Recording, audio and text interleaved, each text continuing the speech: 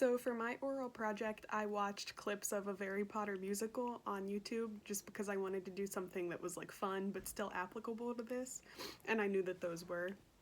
So for anyone that hasn't seen them, a Harry Potter musical is basically just this musical that I think a group of college students put on, and they were reenacting Harry Potter in like a really fun way that was still consistent with like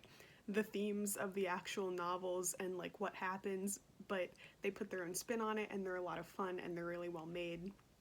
And I thought that this matched up really well with the concept of Reggio Emilia because Reggio's really involved with like experiential learning. So you're not just sitting in a classroom and listening to somebody else talk about what happened in the book that you're reading, you're like kind of living it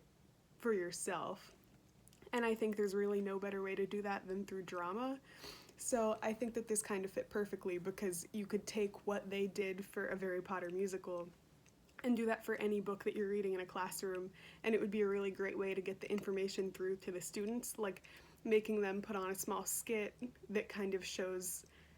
the scene that they're trying to convey or something that happened in the book that you really want them to understand.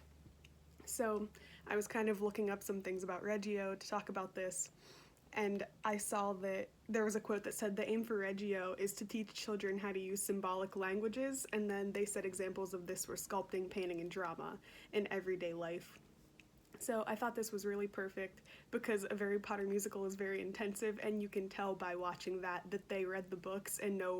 knew what they were talking about. So I think it would be really meaningful if you were a teacher and you wanted your students to prove that they understood something that they had read, for them to do something along these lines, like kind of take what they read and then make a scene out of it and display it for the class. And it's also a really good way to utilize the environment around you, which is another like really prominent Reggio Emilia like concept. So I just thought it was really cool, and if you guys have any free time, those are like a really fun thing to watch, the musicals on YouTube. So thank you.